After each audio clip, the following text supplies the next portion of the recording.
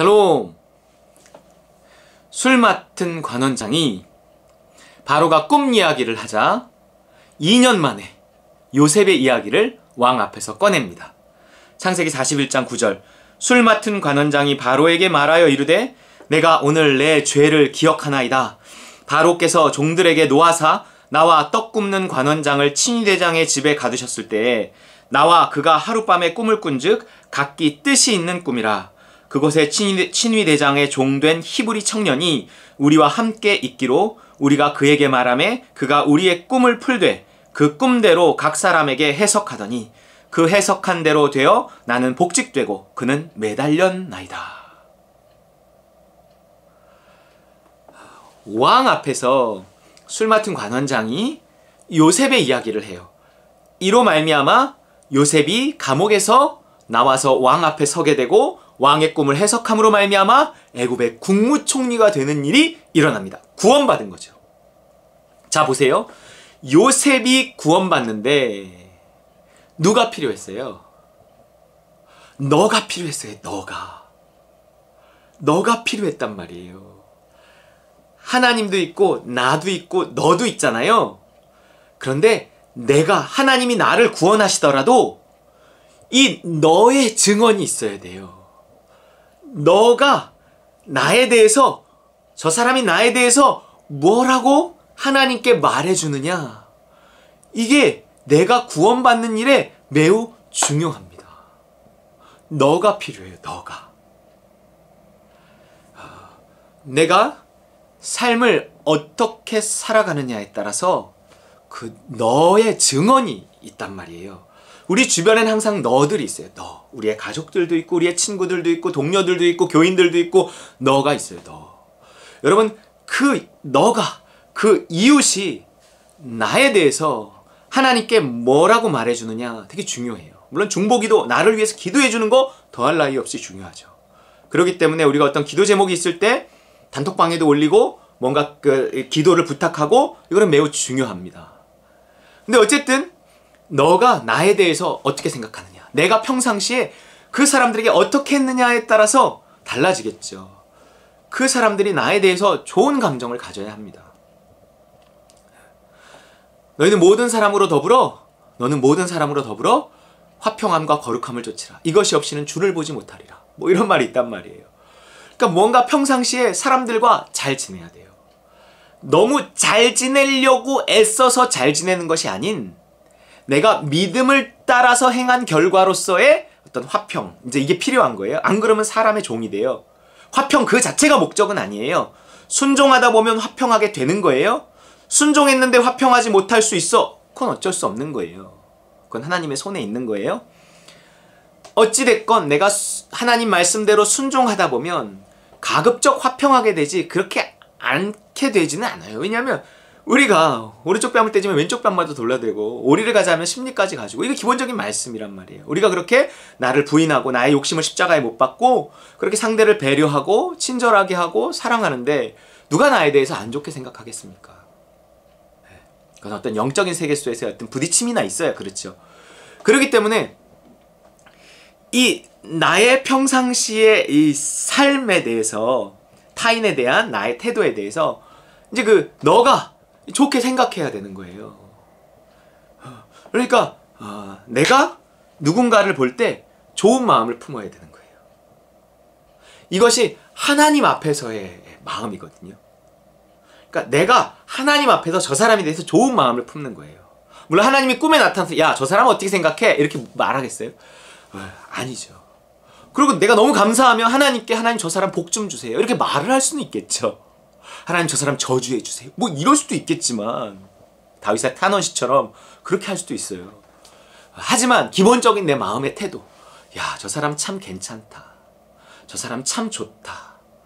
이런 누군가 나에 대해서 이렇게 좋은 마음을 품어야 된다는 거예요. 특히 그 사람이 하나님 앞에 있는 사람일수록, 믿음의 사람일수록 믿음의 사람이 나를 바라보는데 좋은 마음을 품어. 그건 내가 복 받는데 매우 필요한 요소입니다. 왜냐면 이런 말이 있잖아요. 네가 땅에서 풀면, 베드로한테 했던 말이에요. 예수를 그리스도로 모신 사람한테 네가 땅에서 풀면 하늘에서도 풀릴 것이고 내가 땅에서 묶으면 하늘에서도 묶이리라. 천국 열쇠를 줬단 말이에요. 뭔가 예수를 그리스도로 모신 사람은 예수님의 뜻대로 행하잖아요. 말하잖아요. 쳐다본단 말이에요. 뭔가 예수님의 마음을 품고 상대방을 쳐다봐. 근데 좋은 마음이 들어. 참 저 사람 믿음의 사람이다. 참 저 사람 하나님 뜻대로 사는 사람이다. 참 좋은 사람이다. 뭔가 이런 마음이 나한테 들면 이 마음을 하나님이 즉각 아신다는 거죠. 그래서 내가 가진 그 좋은 마음으로 인해서 하나님이 이 사람을 풀어주시는 거예요.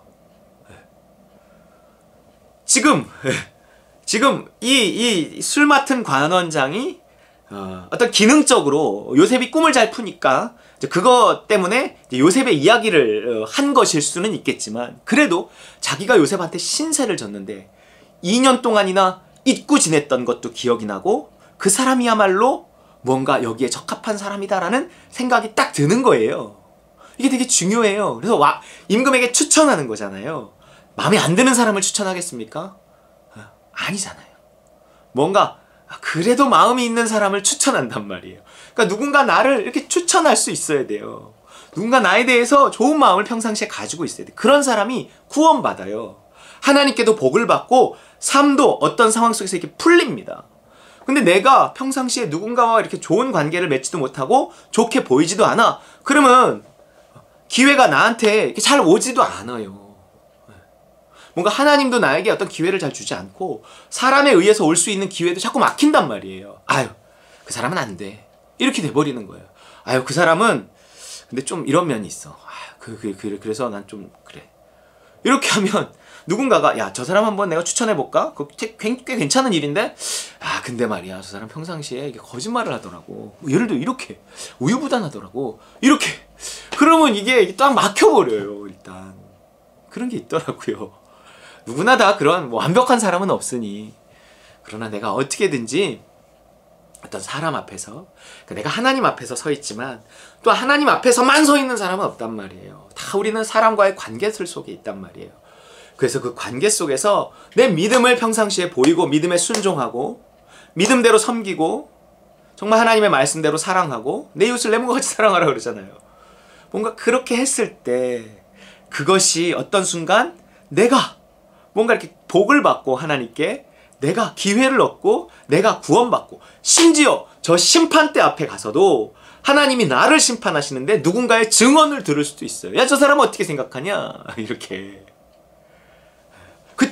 그때 누군가가 나에 대해서 안 좋은 말을 할지 좋은 말을 할지 이것도 굉장히 우리가 신경 써야 되는 부분입니다.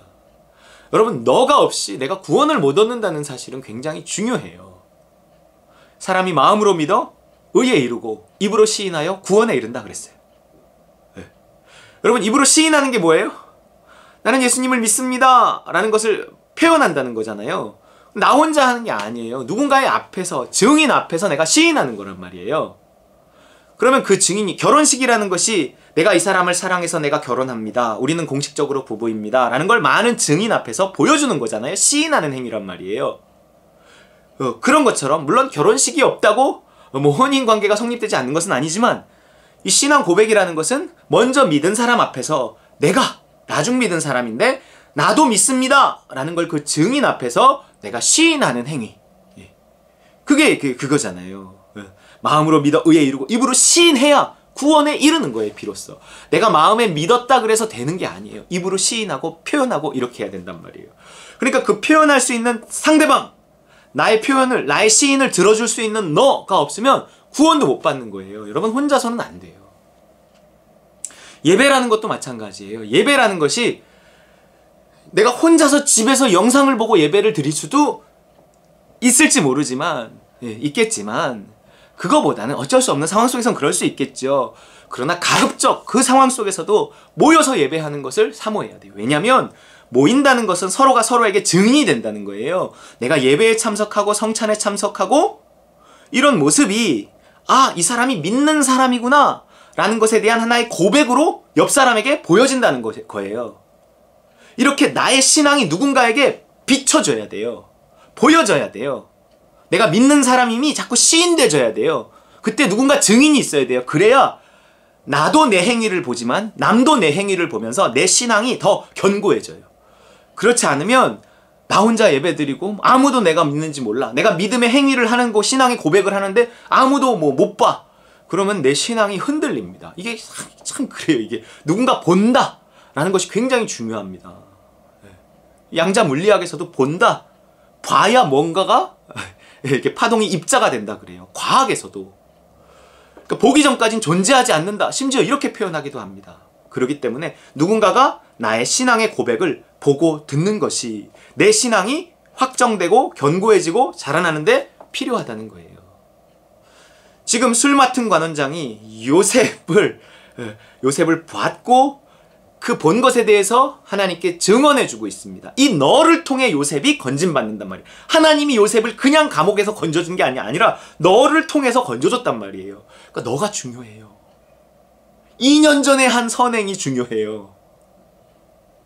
여러분, 너를 통해 구원을 얻는다. 너가 필요하다는 사실을 우리가 기억하고 너를 소중히 여기고 너가 있고 나의 신앙의 고백을 볼 수 있는 그 너가 모여있는 교회를 소중히 여기고 우리가 더불어 함께 살아가며 우리의 신앙을 서로 고백하고 서로 증인이 되어줘서 서로 구원에 이르게 하는 저와 여러분 되시길 주의 이름으로 축원합니다.